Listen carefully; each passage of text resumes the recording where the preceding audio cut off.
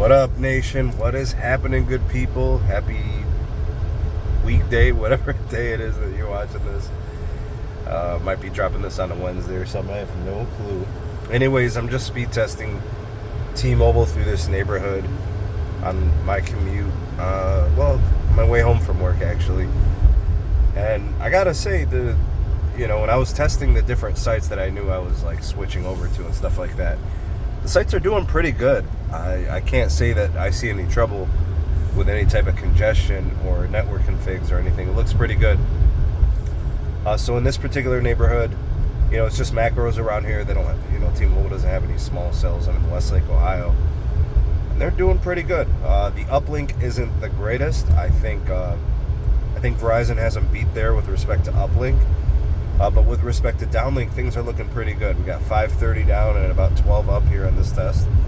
Ping time's very good. They're in the 20s. Jitter is low. So I don't have any troubles with the connection with respect to data. Looks solid. All right, so I'm here on the other side of the neighborhood now.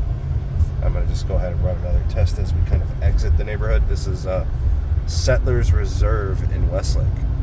And it's loaded. It's got a lot of trees, right? You can see it's completely residential and stuff. But typically what I see happen is from time to time, because of the density, you might be kind of sent down to an edge cell N41 or even off the N41 and onto N71. And that's okay. In my experience, when you get moved to just the N71 piece, your uplink actually improves compared to the 5G UC uplink. Right, so actually if I was like on say for example like a video call or something like that, I would actually prefer to be on N71 than N41 personally. So just having that strengthened signal kind of improves. So you'll see as we were exiting the neighborhood, 168 down and barely one up. N71 would have been nice. It probably would have gotten less downlink, but it definitely would have helped the uplink. All right, so now I'm over here. I'm actually approaching the high school, Westlake High School. I'm going to run another test, and I'm going to see if maybe we're kind of closer to the cell. Or, nope, looks like maybe we're moving away from the cell. So I'm not sure which cell it's actually connected to. I'm trying to think based on my location. Okay, so now we're back on 5G UC. You'll see the downlink throughput improving. Yeah, so this is just some speed testing as I'm kind of going through the city. It's fine. I don't see any troubles with respect to the throughput. I have mentioned in other videos and live streams that I was kind of hoping T-Mobile would increase backhaul. They basically have, I'd say probably 90% of the tower sites around here on 1 gig circuits. So if they were to increase the backhaul, move it to a 10 gig circuit, they could get more throughput. But I thought about it, and while it's nice to have, it is a very costly upgrade. Right, 294 down and 2 up.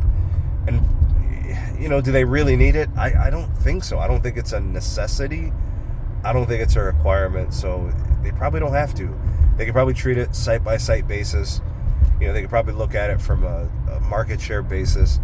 I don't think they're doing too much for T-Mobile Home Internet here. I don't think they have a lot of those customers. This is a pretty affluent area, so you have a lot of customers on Verizon, and with AT&T having the kind of wireline presence they have here, they probably have a lot of that market share. So they probably doesn't warrant having a 10 gig fiber circuit, but you'll see the performance is decent. It's holding up. The uplink leaves a lot to be desired. Again, I'm not a big fan of N41 for uplink. I think it's the worst in the industry personally. And I'm just going off this market. I can't speak to anybody else's market. I'm not characterizing the T-Mobile network nationwide. I can look at root metrics for that. I can look at Ookla for that. But with respect to my testing and my experiences here, when you get on edge, the N41 is trash for uplink. For downlink, seems to hold up just fine. The uplink seems to be the trouble. 297 down and 4.5 on the up. I'm here on Canterbury Road, approaching Center Ridge. And I just wanted to share those things with you. Again, the backhaul situation, nice to have. I don't think they're pulling, the T-Mobile 5G home internet customer around here, so it doesn't really call for it. They don't have the mobile subscriber base either. So I think this is just fine. I think they're good. Could they use some small cells? Could they improve the tower and cell density? Absolutely. You guys could tell by the uplink. That all could be improved, I suppose. But for the data usage, for the things I'm doing with the network, it's plenty good. It's fine. I kind of highlighted the strengths and the weaknesses based on my experiences. Tell me about T-Mobile where you are. What are the strengths and the weaknesses and what you would like to see improve? Love to hear what you guys have to say on this. You're all the voice of the people. The SMT Nation, let your voice be heard.